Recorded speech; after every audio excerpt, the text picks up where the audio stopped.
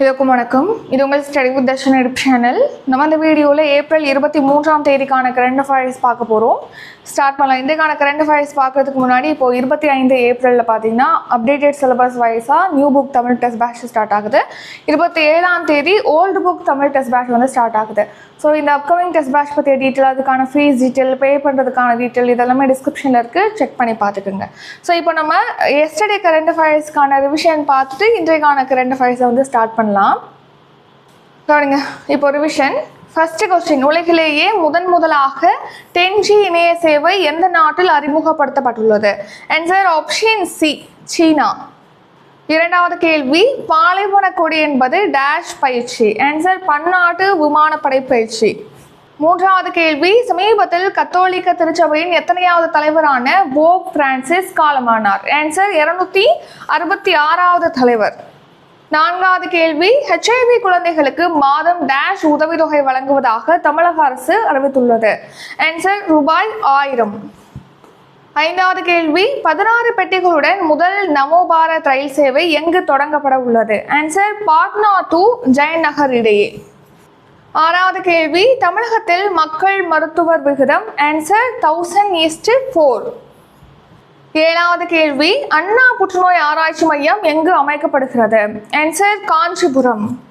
எட்டாவது கேள்வி, சவுதி அரேபிய கிராண்ட் ப்ரீ போட்டியில் சாம்பியன் பட்டம் வென்றவர் யார்? Answer Oscar Piastri. ஒன்பதாவது கேள்வி, ஆளுநர் தலைமையில் துணைவேந்தர்கள் மாநாடு எங்கு நடைபெற உள்ளது? Answer option A, Udhagai.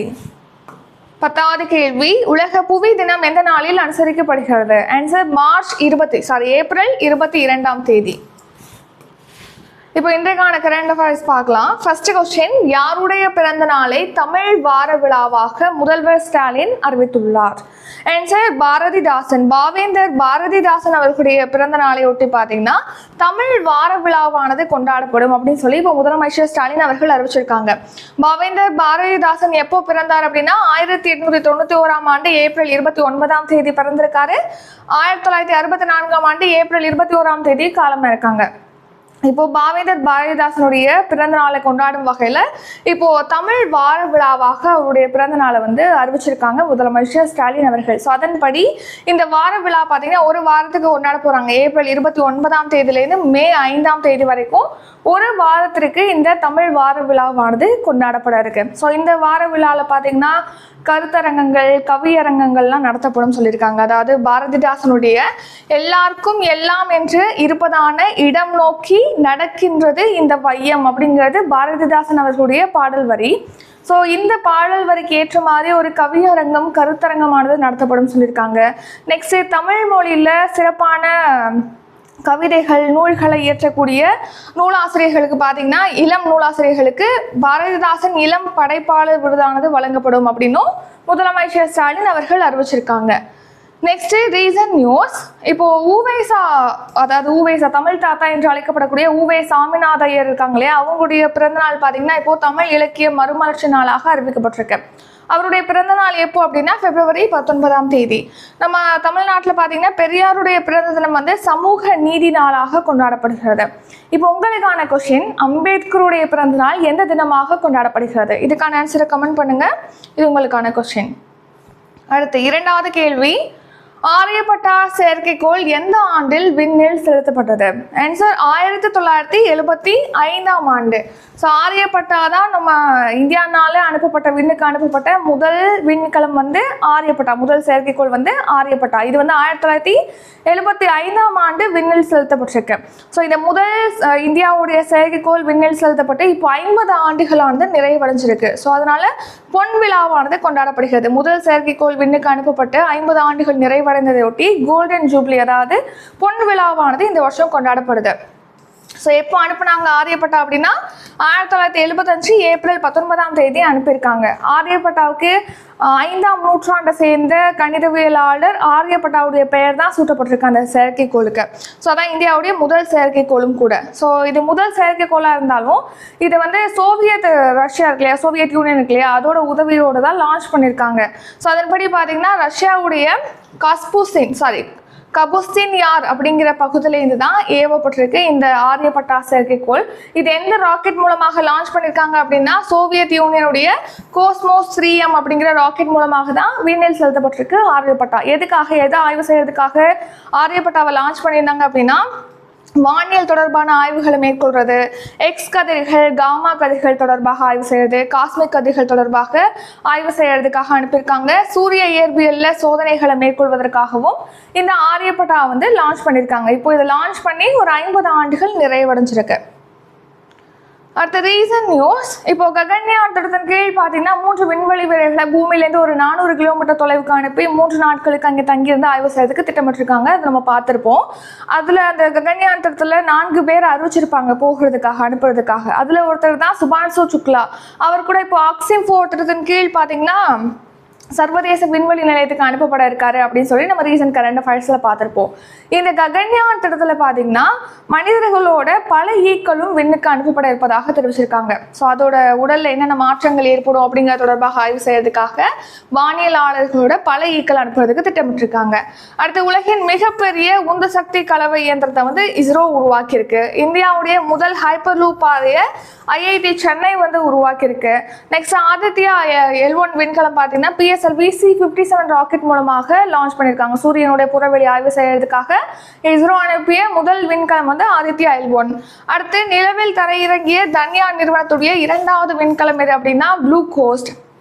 ஸ்பெரெக்ஸ் தொலைநோக்கியை நாசா விண்ணில் செலுத்த திட்டமிட்டிருக்காங்க. நெக்ஸ்ட் ஸ்பேடெக்ஸ் அப்படின்னா 2 விண்கலங்களை அனுப்பி அது ஒன்னோட ஒன்று ஒருங்கிணைப்பதற்கான ஒரு விண்கலம் தான் ஸ்பேடெக்ஸ் திட்டம். அதை பார்த்தீங்கன்னா ஸ்பேடெக்ஸ் விண்கலம் PSLV C-60 ராக்கெட் மூலமாக விண்ணில் செலுத்தியிருக்காங்க. So next PSLV C-58 rocket மூலமாக எக்ஸ்போசாட் செயற்கைக்கோள் அனுப்பியிருக்காங்க விண்வெளியில் ஊடுகதிர்கள் ஆய்வு செய்யறதுக்காக.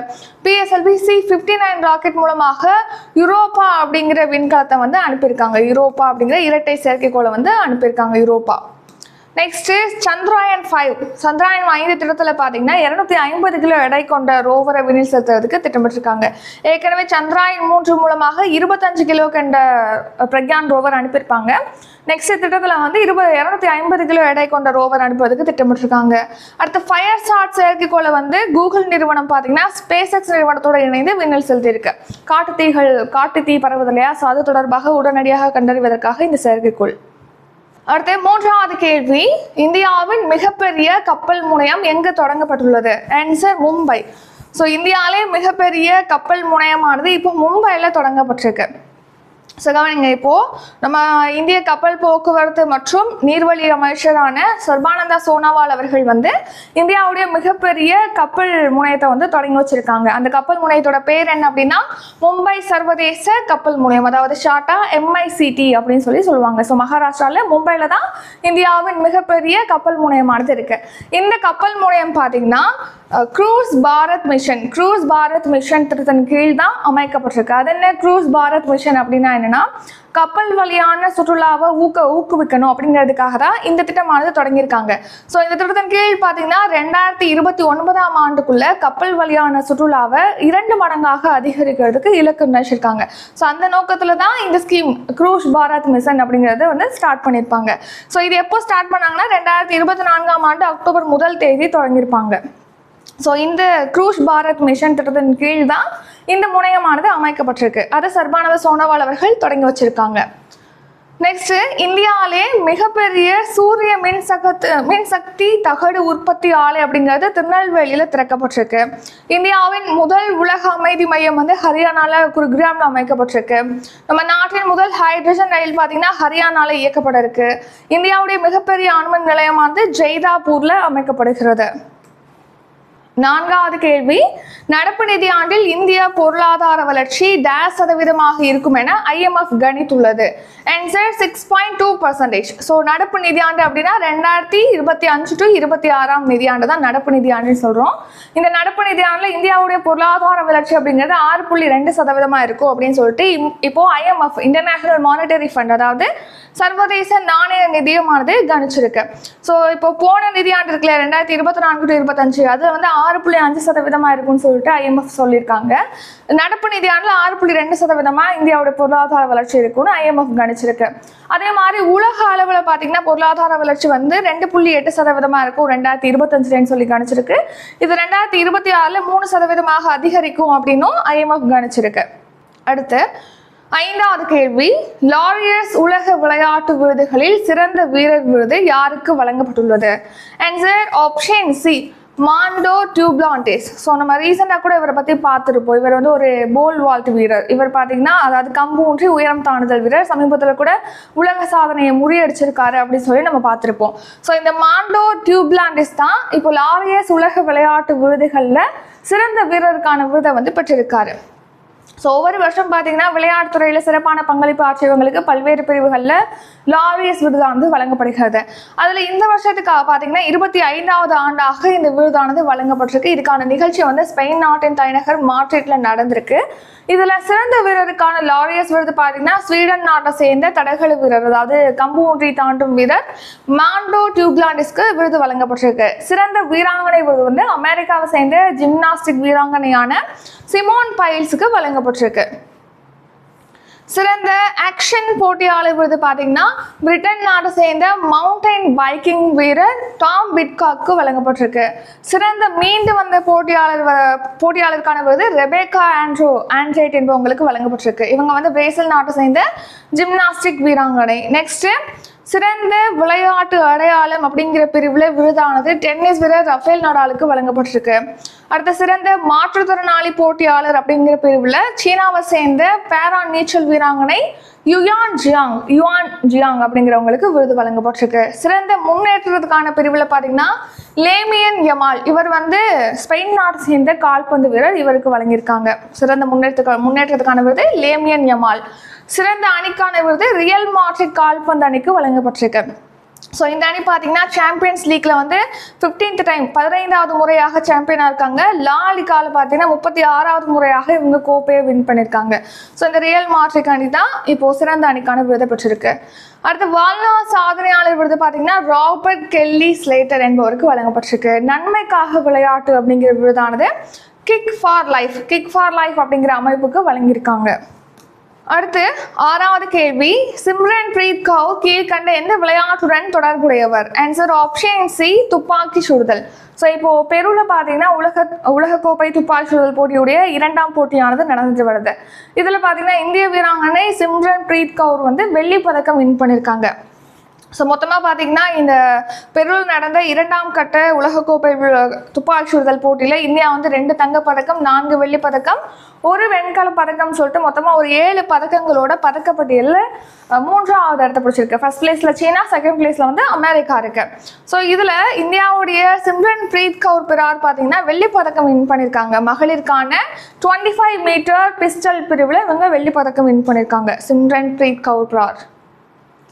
நெக்ஸ்ட் 7வது கேள்வி, சமீபத்தில் செய்திகளில் காணப்பட்ட பெஹல்காம் எங்கு உள்ளது? Answer option A, Jammu and Kashmir. So Jammu and காஷ்மீரில் தான் இந்த பெஹல்காம் இருக்குது. இப்போ ஏன் ரீசெண்டாக இதை பற்றி நம்ம செய்திகளில் நம்ம பார்த்தோம் அப்படின்னா, ஜம்மு அண்ட் காஷ்மீரில் இந்த பெஹல்காம் அப்படிங்கிற சுற்றுலா பகுதியில் பார்த்தீங்கன்னா சுற்றுலா நகரில் வந்து பயங்கரவாதிகள் வந்து துப்பாக்கி சூடு நடத்தியிருக்காங்க. அதில் பார்த்தீங்கன்னா வெளிநாட்டை சேர்ந்த 2 பேர் உட்பட நம்ம இந்தியாவிலேருந்து ஒரு 26 பேர் வந்து கொல்லப்பட்டிருக்காங்க. பல பேர் வந்து படுகாயம் அடைஞ்சிருக்காங்க அப்படிங்கிறத பற்றி நம்ம பார்த்துருக்கோம். அதாவது ஜம்மு அண்ட் காஷ்மீரில் 2019 புல்வாமா தாக்குதல் நடத்திருப்பாங்க. அதில் பார்த்தீங்கன்னா 40க்கும் மேற்பட்ட CRPF வீரர்கள் வந்து உயிரிழந்திருப்பாங்க. ஸோ அதுக்கப்புறமா நடந்த ஒரு பெரிய ஒரு தாக்குதல் வந்து இதுதான் அப்படின்னு சொல்லி தெரிவிக்கிறாங்க. ஸோ அதனால தான் இந்த பெஹல்காம் பற்றி இப்போ நம்ம பார்க்குறோம். 8வது கேள்வி, உச்சநீதிமன்றத்தின் சிறப்பு அதிகாரம் பற்றி கூறும் அரசமைப்பு சட்டப்பிரிவு? Answer article 142. ஸோ சட்டப்பிரிவு 142 தான் உச்சநீதிமன்றத்துடைய சிறப்பு அதிகாரம் பற்றி கூறுகிறது. அதாவது என்னன்னா, இது சிறப்பு அதிகாரம்னா என்ன மாதிரியான அதிகாரம் இது அப்படின்னு கேட்டிங்கன்னா, இப்போ நம்ம நாட்டில் ஒரு சட்டத்தை நிலைநிறுத்தணும், ஒரு முக்கியமான ஒரு வழக்குகளில் பெரிய பிரச்சனைகள் உள்ள வழக்குகள் இருக்குது, முக்கியத்துவம் வாய்ந்த ஒரு வழக்கு இருக்குது அப்படின்னா அதுக்கு பார்த்தீங்கன்னா நீதியை வந்து நிலைநாட்டுவதற்காக உச்சநீதிமன்றம் வந்து இந்த ஆர்டிகல் 142வின் கீழ் வழங்கப்பட்டுள்ள சிறப்பு அதிகாரத்தை பயன்படுத்தி ஒரு தீர்ப்பை வந்து வழங்க முடியும். ஸோ அதுதான் இந்த 142 ஆர்டிகல். ஸோ இப்போது இந்த ஆர்டிகல் வந்து உயர்நீதிமன்றத்துக்கும் பொருந்தணும், அதாவது வழங்கப்படணும் அப்படின்னு சொல்லி அந்த அதிகாரத்தின் கீழ் உயர்நீதிமன்றமும் தீர்ப்பு வழங்கலாம் அப்படிங்கிற மாதிரியான அதிகாரத்தை கொடுக்கணும் சொல்லிட்டு மனு தாக்கல் செஞ்சிருப்பாங்க உச்சநீதிமன்றத்துல. இப்போ அதுக்கு உச்சநீதிமன்றம் வந்து அதை உயர்நீதிமன்றம் வந்து இந்த சிறப்பு அதிகாரத்தை பயன்படுத்த முடியாது அப்படின்னு சொல்லி தீர்ப்பளிச்சிருக்காங்க. ஸோ ஆர்டிகல் 142 அப்படிங்கிறது என்னது, நம்ம நாட்டில் மிக முக்கியத்துவம் வாய்ந்த விவகாரம் தொடர்பான வழக்குகள் இருக்கு அப்படின்னா அதுல முழுமையான நீதியை நிலைநாட்டுவதற்காக எந்த ஒரு உத்தரவையும் வழங்குவதற்கு உச்சநீதிமன்றத்துக்கு இந்த அரசமைப்பு சட்டப்பிரிவு 142 அதிகாரத்தை வழங்குது. அந்த ஆர்டிகல் 142 தான் உச்சநீதிமன்றத்துடைய சிறப்பு அந்தஸ்தை வழங்கக்கூடியது. நெக்ஸ்ட் 9வது கேள்வி, உலக புத்தக மற்றும் பதிப்புரிமை தினம் எந்த நாளில் அனுசரிக்கப்படுகிறது? ஆன்சர் ஏப்ரல் 23ஆம் தேதி. ஸோ இன்றைய தினமான ஏப்ரல் 23 தான் உலக புத்தகம் மற்றும் பதிப்புரிமை தினமானது அனுசரிக்கப்படுகிறது, world book and copyright day. So அதாவது பார்த்தீங்கன்னா பதிப்புரிமை தொடர்பாக விழிப்புணர்வை ஏற்படுத்தணும் அப்படிங்கிறதுக்காக தான் இந்த தினம் வந்து அனுசரிக்கப்படுது. புத்தகங்கள் அனைவருமே படிக்கணும் அப்படிங்கிற நோக்கத்திலையும் இந்த தினம் அனுசரிக்கப்படுது. ஸோ அது என்ன, காப்பிரைட்னா என்ன, பதிப்புரிமை அப்படின்னா என்னன்னா, இப்போ ஒரு இசையமைப்பாளர் இருக்காங்க, ஒரு கவிஞர் இருக்காங்க, இல்லைன்னா ஒரு சயின்டிஸ்ட் இருக்காங்க அப்படின்னா அவங்களுடைய படைப்பு, இப்போ சயின்டிஸ்ட் வந்து ஒரு கண்டுபிடிப்பு கண்டுபிடிக்கிறாங்கன்னு வச்சுங்களேன், அதை காப்பி பண்ணி இல்லைன்னா அதே மாதிரி இவங்களோட டெக்னிக்ஸை யூஸ் பண்ணி இன்னொருத்தவங்க கண்டுபிடிச்சி அவங்க பேர் வாங்கிட்டாங்க, அவங்களுக்கு லாபம் போயிடுச்சுன்னா உண்மையாகவே கண்டுபிடிச்சவங்களோட படைப்புங்கிறது திருடப்பட்ட மாதிரி ஆயிடுது இல்லையா? ஸோ ஒருத்தவங்களுடைய படைப்பு திருடப்படாமல் இருக்கிறத தடுக்கணும், திருடப்படாமல் இருப்பதை வந்து கொண்டு வரணும், அதாவது திருடப்படாமல் இருக்கணும் அப்படிங்கிறதுக்காக தான் இந்த காப்பிரைட் அப்படிங்கிறத வந்து கிளைம் பண்ணுவாங்க, காப்பிரைட் அப்படிங்கிறது கொண்டு வந்தாங்க. ஸோ அது குறித்து விழிப்புணர்வை ஏற்படுத்துறதுக்காக தான் இந்த தினம் ஏப்ரல் 23ஆம் தேதி அனுசரிக்கப்படுது. அதாவது வில்லியம் ஷேக்ஸ்பியருடைய நினைவு தினமான ஏப்ரல் 23ஆம் தேதி இந்த உலக புத்தகம் மற்றும் பதிப்புரிமை தினமாக அனுசரிக்கப்படுது. நெக்ஸ்ட் யுனெஸ்கோ பற்றி பார்த்தோம், அதாவது ஐக்கிய நாடுகளின் கல்வி, அறிவியல் மற்றும் கலாச்சார அமைப்பு, United Nations educational scientific and cultural organisation, UNESCO பற்றி பார்த்தோம்னா இது 1946 நவம்பர் 16ஆம் தேதி தொடங்கப்பட்டிருக்கு. இதோட ஹெட் குவார்ட்டர் வந்து பிரான்ஸ் நாட்டின் பாரிஸில் இருக்கு. டைரக்டர் ஜெனரலாக அட்சய் அசோல் இருக்காங்க. மெம்பர் கண்ட்ரிஸ் வந்து 193 நாடுகள். Next short news. இப்போ பார்த்தீங்கன்னா காதி அப்புறம் கிராம தொழில் பொருட்களுடைய விற்பனையானது கடந்த நிதியாண்டில் 1,70,7551 கோடியை கடந்திருக்கு அப்படின்னு சொல்லி தெரிவிச்சிருக்காங்க. நெக்ஸ்ட் வந்து இன்றைக்கான கரண்ட் அஃபேர்ஸ் ரிவிஷன் பார்க்கலாம். ரிவிஷன் பார்க்கறதுக்கு முன்னாடி இப்போ 25ஆம் தேதி பார்த்தீங்கன்னா ஏப்ரலில் new book Tamil test batch வந்து ஸ்டார்ட் ஆகுது. இதுக்கான ஃபீஸ் 250.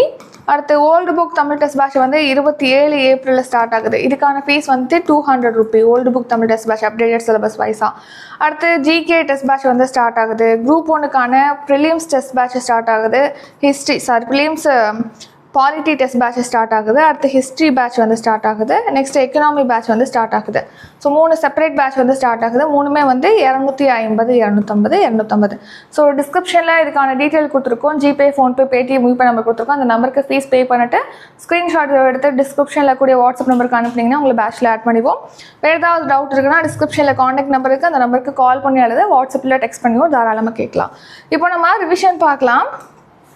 ஃபர்ஸ்ட் கொஸ்டின், யாருடைய பிறந்த நாளை தமிழ் வார விழாவாக முதல்வர் ஸ்டாலின் அறிவித்துள்ளார்? Answer option D, Bharathidasan. இரண்டாவது கேள்வி, ஆரியப்பட்டா செயற்கைக்கோள் எந்த ஆண்டில் விண்ணில் செலுத்தப்பட்டது? Answer option B, 1975. மூன்றாவது கேள்வி, இந்தியாவின் மிகப்பெரிய கப்பல் முனையம் எங்கு தொடங்கப்பட்டுள்ளது? Answer option C, Mumbai. நான்காவது கேள்வி, நடப்பு நிதியாண்டில் இந்திய பொருளாதார வளர்ச்சி 0% இருக்கும் என IMF கணித்துள்ளது. ஆன்சர் 6.2%. ஐந்தாவது கேள்வி, லாரியஸ் உலக விளையாட்டு விருதுகளில் சிறந்த வீரர் விருது யாருக்கு வழங்கப்பட்டுள்ளது? Answer Mondo Duplantis. ஆறாவது கேள்வி, சிம்ரன் பிரீத் கௌர் கண்ட எந்த விளையாட்டுடன் தொடர்புடையவர்? ஆன்சர் ஆப்ஷன் சி, துப்பாக்கி சுடுதல். ஏழாவது கேள்வி, சமீபத்தில் செய்திகளில் காணப்பட்ட பெஹல்காம் எங்கு உள்ளது? Answer Jammu and Kashmir.